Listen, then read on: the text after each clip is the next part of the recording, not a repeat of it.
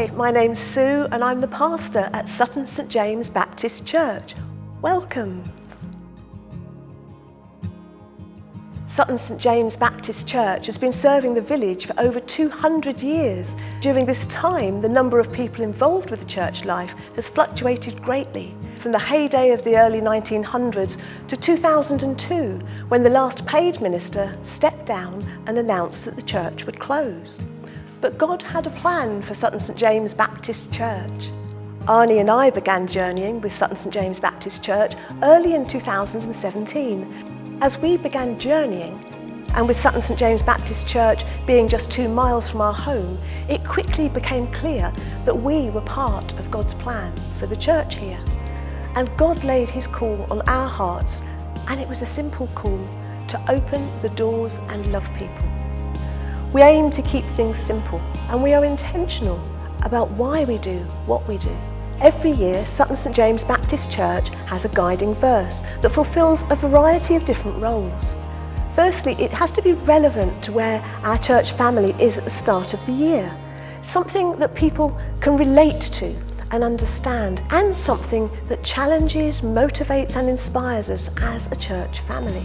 At Christmas time 2017, our first 2 previously unchurched families with 6 children between them came to our carol service.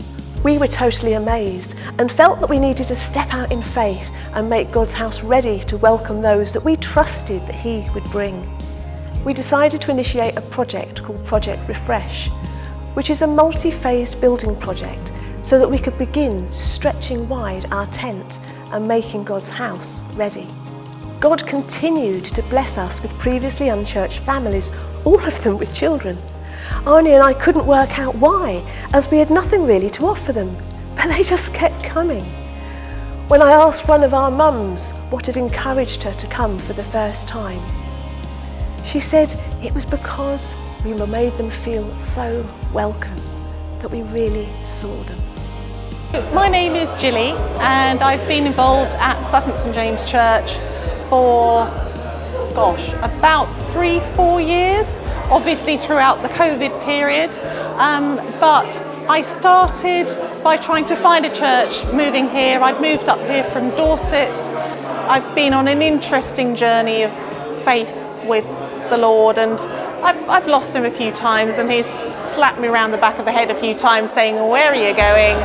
This is where I want you to be." COVID strangely has done me some favours because I have worked throughout COVID, but Renew has then come around as a part of that, and it's allowed me to then join the church on a Thursday morning, which is one of the few mornings I don't work, and I can actually join in. And I joined to help the church and help Sue and Arnie, but actually Renew has really helped me. So we needed something for the kids. Sue had previously seen something called Godly Play, and it's a 3-day intensive course, and it's a way of engaging with children but leaving space for God. It's creating a sacred space. You called it the sacred space, and it's their space. It's their part of church. And for me and for Sue, children are the bedrock of your church. They're not, to be seen and not heard.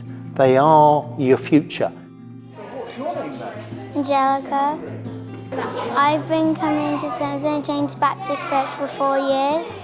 I think it's fun coming to St James Baptist Church. I like doing the Godly Play. Tell me, what's Arnie like?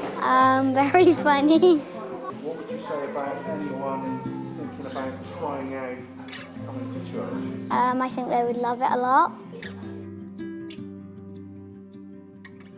In 2019, we chose the guiding verse, John 13:34-35. Our church family had grown significantly during 2018, and many were new to church life.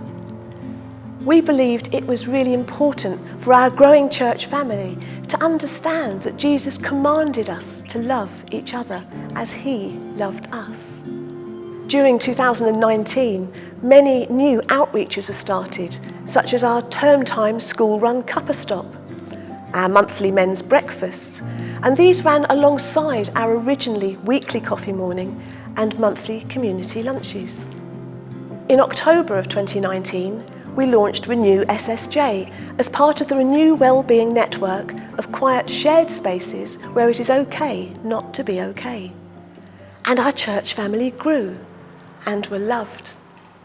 In 2020, we chose Romans 12 verses 4 to 5 as our guiding verse. We chose the verses from Romans as we wanted our church family to realise that as the family grew, it was important to recognise that we are all different, but all loved by God and valued for who we are. Belonging to a body or family sort of implies a responsibility to that body or family. We are each responsible to each other and for each other. And then, suddenly, COVID. Everyone retreated back into their holes. It was a bit like a snail, when you knock a snail on its head and it goes back into its shell. And there was Arnie and I, and an empty church, and thinking, what on earth are we going to do? We knew it was vitally important for Sutton St James Baptist Church to maintain a presence in the local community, as well as maintaining contact with our wider church family. Arnie and I decided to pre-record our Sunday services and Godly Play stories, and we created a YouTube channel. We've continued to do weekly services and Godly Play on most weeks, and now have over 100 videos on our YouTube channel. Godly Play online was sort of breaking all the rules because there is no interaction with the kids. And I found it really hard. Apart from my three friends, Bagpuss, Olaf and Duck, there was no one else, and they're not very talkative. So there was good and bad about this particular time. Keeping in touch with the church family has been a real challenge and takes a great deal of time. At the very start of the lockdown, we set up the Sutton St James Support Group to offer shopping and prescription collection for those having to self-isolate. And I had a wonderful team of volunteers from our wider community to help us delivering this service. It was so important that Sutton St James Baptist Church was seen to be a beacon of hope in these troubled times. Having to close at such a crucial time in our rebirthing process was particularly tough. However, we used the time that the doors were closed and stepped out in faith. In many ways, the building became a silent witness to God's faithfulness by his provision of grants and of creating opportunities for our community to still support us in a variety of different ways. Okay, I'm Liz Fisher and I'm a trustee here at Sutton St James Baptist Church. Sue and Arnie are amazing. They go above and beyond. And I've never known people like them, to be honest.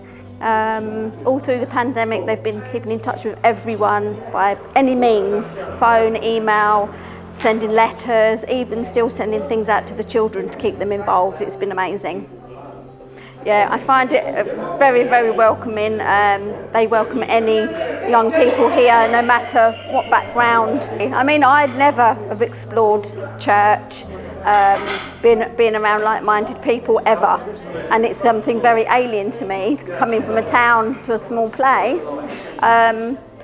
It's like nothing I imagined. I just thought it would be stuffy and old-fashioned and really difficult for me to understand and integrate, but it's been the opposite. This year, we chose Isaiah 43:18-19 as our guiding verses. It was important that we did not live in the past and dwell on what was, rather that we look forward to what God has planned and trusting in his faithfulness. Secondly, we believed that each of our church family would really be able to relate to that feeling of the unknown that we experienced last year, but also, hopefully, a sense of opportunity and excitement as we moved into 2021. We need to build on these opportunities and to work out how we can open the doors and love people in these strange new times. We know that we need to continue to stick to God's call for Sutton St James Baptist Church, which hasn't changed. It's still to open the doors and love people and to ensure that Jesus is at the centre of all that we do. We've just had a fantastic day because this afternoon we had all the kids here doing some flower arrangement.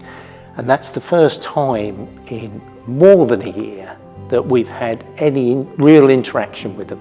And I've got to say, it was just great, just wonderful. When Arnie and I first took over, picked up the baton of leadership here at Sutton St James Baptist Church, we knew that we only had a small congregation. We'd always said to ourselves that regardless of how many people were here, even if nobody turned up, even if it was just Arnie and I that were here on a Sunday, we would still do the full service, because actually God didn't call us on numbers. And that can be hard, because obviously everyone wants to know, how many people did you get on a Sunday? How many did you get to the coffee morning? But journeys aren't done around numbers. Journeys are done on a one-on-one basis. Discipling people is walking with them and journeying with them. And that's what we've always tried to do. We would really appreciate your prayers, particularly I think with our young people. And also as we begin opportunities now that we've just got of beginning to work with our local schools. So again, we'd really appreciate your prayers on that. And also for our wider church family, we pray that through Renew and the different activities and outreaches that we do, we pray that some of those that are just on the periphery will start to ask questions, will want to take that next step on their faith journeys. My name is John. I've been coming to this church for over 60 years. I was married in this church 57 years ago, and what they've done to this church is absolutely out of this world. It's credit due to her and Arnie for what they've done here, because it's unbelievable, When I retired from BT, I thought I could sit at home and maybe go down the pub, read my book and have a relaxed life. I didn't actually realise that God had another plan. And I must admit, I do suffer a bit from the Jonah syndrome, that God says, I actually like you to do this, and you go, really? Do I really need to do that? But God is very gracious, and he goes, I've got your lifespan in hand, so there'll be time for other things, I'll make sure of that, but this is what I want you to do now. And it's amazing to have purpose in your life, and not to get bent out of shape when God has just come up with another idea that we should be doing. And that's not always easy, it's been tough here. I mean, we're ordinary people, we're just people that God's called. And he enables you to do stuff. If you do your bit, God will turn up for the rest. Put your trust in that, and it just happens. And we've seen that happen here time and time again. It's not clever stuff that we've done. As Sue said, it's open the doors and love people. And just do that and follow those simple truths, and amazing things will happen.